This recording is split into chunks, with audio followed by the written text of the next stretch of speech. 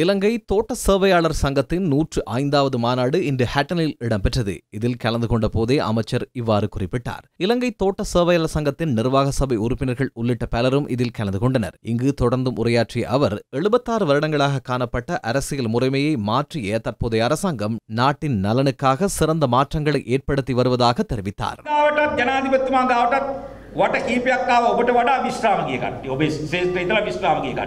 நீங்களும் இப்போது 10 பர்ச் காணி கேட்கின்றீர்கள். என்னிடமும் ஜனாதிபதியிடமும் உங்கள் துறையிலிருந்து ஓய்வு பெற்ற பலர் இது தொடர்பில் பல முறை கதைத்திருக்கின்றார்கள். அவர்கள் தோட்ட அதிகாரிகள் குடியிருப்பில் உள்ளார்கள். இப்போது வழக்கு தொடுத்து அவர்களை வெளியில் செல்லுமாறு கோருகின்றார்கள். சிலரை வெளியேற்றுவதற்கான உத்தரவும் வந்துள்ளது. இருப்பவர்கள் தங்களையும் வெளியில் தள்ளுவார்கள் என்ற பயத்தில் இருக்கின்றார்கள். சாதாரண மக்களின் உரிமைகளுக்காக முன்னின்ற வேலை திட்டம் என்ற அடிப்படையில் எம்மால் இந்த விடயத்துக்கு இணங்க முடியாது.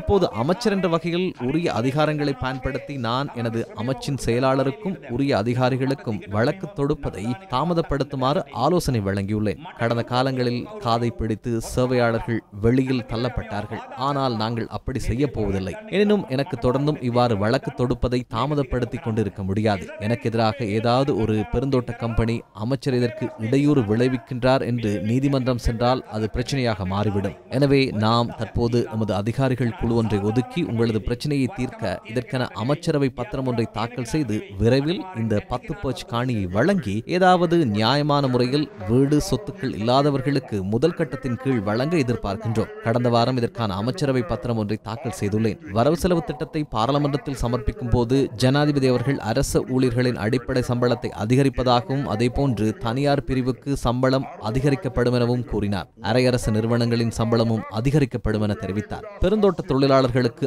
1750 ரூபாய் சம்பளத்தை வழங்க தேவையான தலையீட்டை வழங்குவோம் என கூறினார். கூறியவற்றிலிருந்து நாம் பின்வாங்கப் போவதில்லை. நிச்சயம் நாம் கூறிய விடயத்தை செய்வோம்.